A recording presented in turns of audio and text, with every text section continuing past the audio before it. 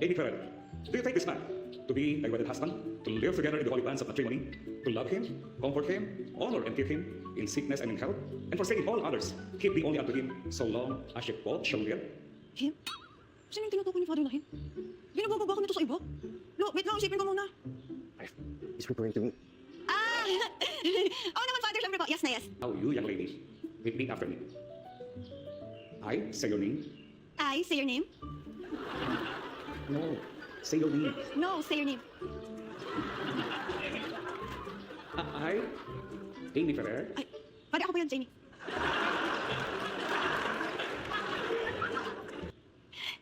Hi, Dong.